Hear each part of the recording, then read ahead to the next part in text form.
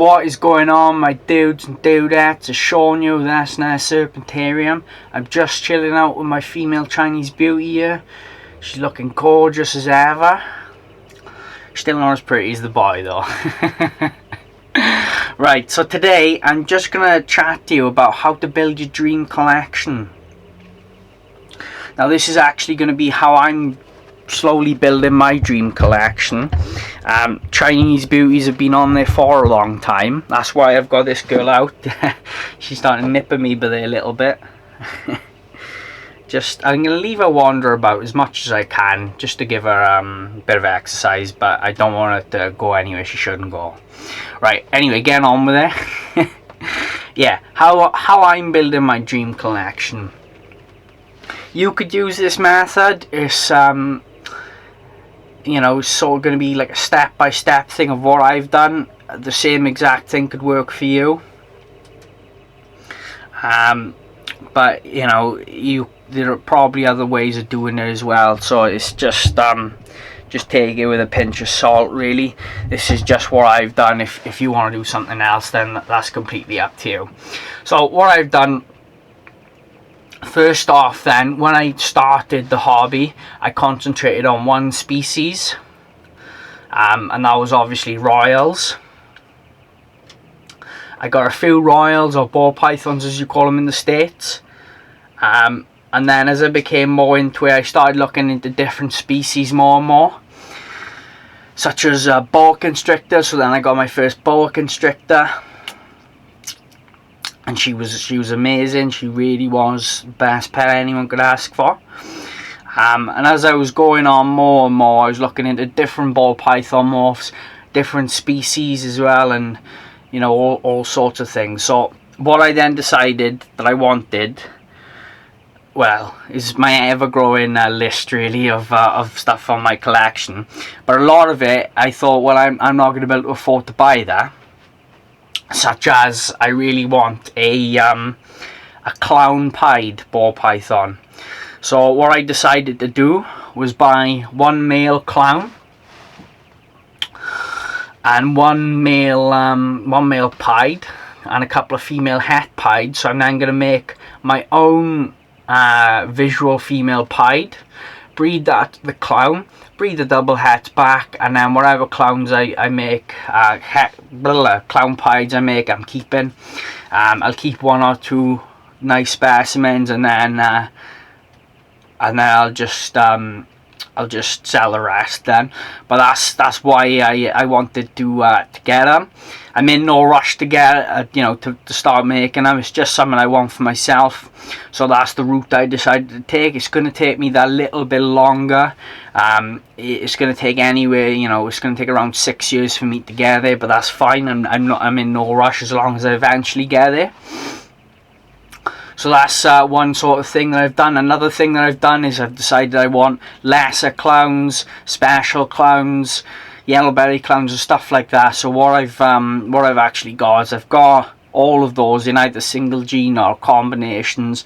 I'm just going to breed the clown to them to make my own hats, keep the hats, and then either breed het to het, or I'm going to breed them back to their dad. I'm probably going to go the het to het route, because obviously I'll have a lesser chance of actually hitting what I want, but I could hit multiple genes then, if you see what I mean. I could get more genes in there, and obviously it's going to be more different bloodlines going into them, rather than even breeding them too much, because I can breed, you know, sort of step siblings together rather than breeding siblings or parents back to the offspring.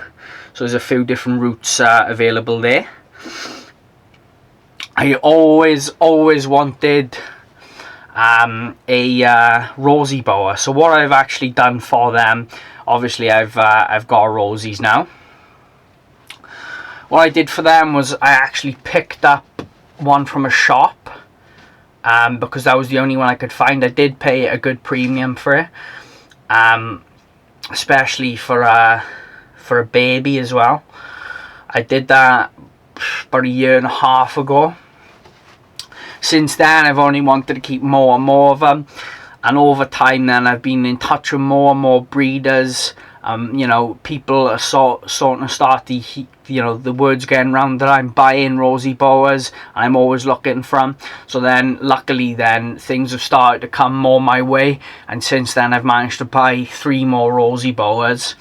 Another mid-Baja rosy boa juvenile. I had a sex yesterday, turned out to be a female, so I'm gonna have to get another pair of them then. So I've got actually a male and another female, so that'll be pretty awesome. Obviously then the male will be unrelated to my 2 girls, but he will be related to the new one that's coming in. So what I'll do then is I'll just hold a male back from one of the other 2 girls' litter, so then I've at least got, you know, a little bit of diversified bloodline in there.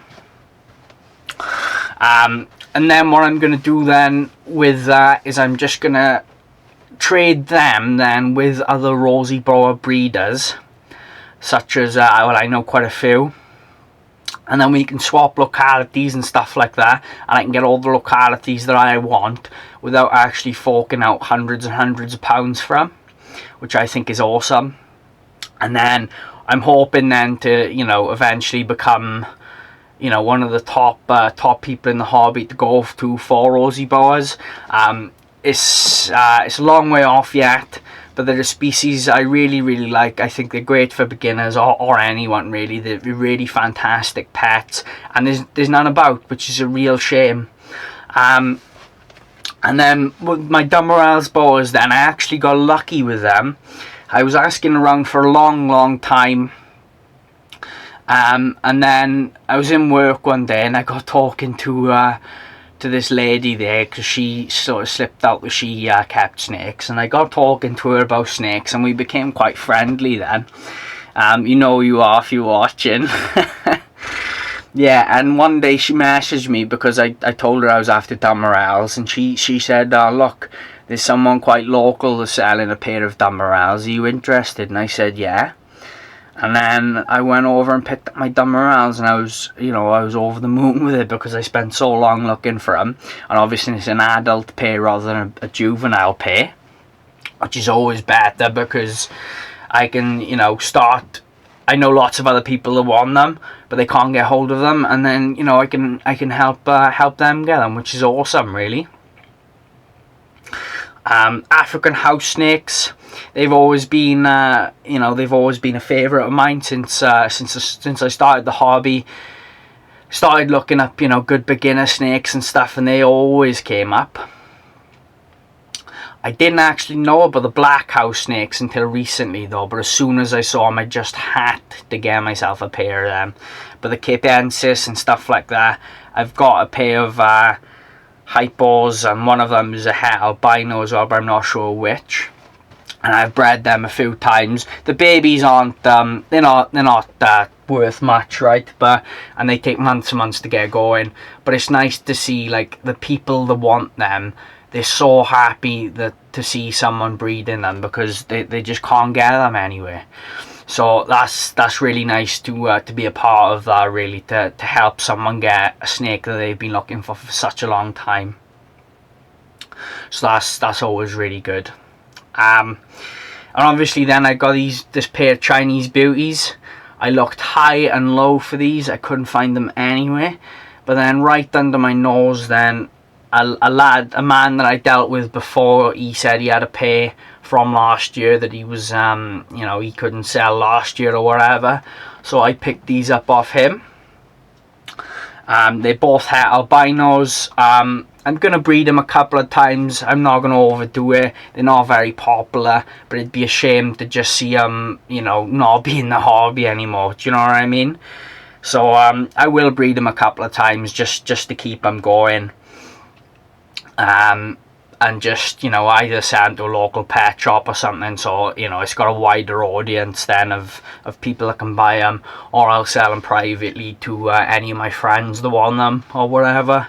They're not massive value animals, I don't think. I certainly didn't pay a huge amount for them, but they're really cool, and I just think it'd be a shame if they were no longer any in the hobby. Yeah, so another thing then that's helping me buy make my dream collection is what I'm doing is whenever there's a species that I decide that I want and I can't get an adult pair, or you know, whatever, perhaps it's a bit out my price range, like the Woma pythons. I could have bought a pair of Womas this year as juveniles, but what I decided to do instead was to buy the female this year, grow her on then for a year or two, and then go back and buy a male. It'll give you a lot of time to get used to the species and actually decide if you like keeping them. And if you don't like keeping them, obviously don't get any more. Then you just keep one as a pet. But you've obviously got a grown-on female if you decide that you do want to work with them more closely. That's exactly the same as what I've done with the spotted python as well. I just bought her on her own. She was already grown on a little. She's coming up to 2 years old now, I believe. Or she might even be coming up to 3 actually. I'm not 100% sure on that, but I think it is more like 2 or just over 2. Yeah, so anyway, I bought her last December, so it's coming up on a year now.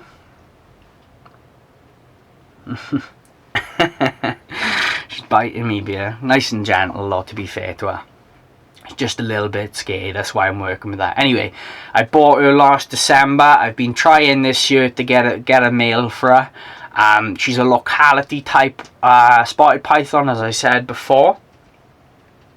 I can only get that specific locality off of one breeder. It's not actually a locality I had ever heard of before. I just wanted a spotted python. I went into that place and they said, oh look, we've got these 2 babies here, just regular spotteds, or we've got this locality type here. So I just went straight for the locality type. I'm always a big fan of localities. You guys know that. I'm a big believer in locality stuff. So that was an opportunity then I just really couldn't turn down at all. They're het granite, so then what I'll do is I'll breed them to each other, and then I'll keep a granite back for myself and then look for another het granite off a different breeder then, if I can find one. But who cares if I can't, I'll just keep it as a pet, doesn't matter. So yeah, that's how I'm building my my dream collection. Along the way I've had some snakes that I've taken on thinking that I really wanted them, and obviously doing the homework and stuff, I did believe I really wanted them, but then actually owning them is a different story. And you know, people have told me, oh yeah, you know, you shouldn't have got that animal and stuff like that if you don't like it. Well, how was I possibly to know that I didn't like keeping it until I actually kept it? I obviously, those animals I found really good homes for. I kept them, you know, I kept them for a good while, just to give them, you know, a real chance of me sort of, you know, deciding I like them or not. Like a blood python, I had that for about a year, didn't get on with that at all. I'll do a separate video on the blood python and the mistakes I made with the blood python. Rainbow boa, I actually really regret getting rid of the rainbow boa, but it is what it is now. Not much I can do about that. I will get more rainbows in the future. Kenyan sand boas, I found them to be very boring compared to the rosies. I'll do a separate video on that as well. A lot of people are going to disagree with me on that, but I genuinely think they're really boring compared to rosy boas. They don't even come close. So yeah, along the way guys, obviously don't overdo it. Do it bit by bit. Maybe get like a breeding pair or 2, and then, you know, breed them, sell those snakes, or swap them with someone that's got, you know, dream snakes ewers, and then that's how you grow it then year on year. Try not to do it all at once. I know I've sort of grown quite quickly in my facilities here, but I actually do have the means to care for it. I've got the space, I've got, you know, the freezer, the startups and so on, and I do ultimately have disposable income because I'm living at home with my parents. I work, I don't drink that much anymore, I don't go out, so I do have that income coming in to support my hobby, and then it's not like I'm ever going to be in a situation where I can't pay to care for these animals because I don't really spend my money on anything else. So yeah, thanks for watching, guys. I hope you've enjoyed it. I hope you've learned something about how to grow your dream collection. If you've got any questions for me, please pop them in the comments and I'll definitely get back to you. If you're new around here, make sure you subscribe, smash that notifications icon, smash the like button, and I'll see you in the next one. Thanks, guys.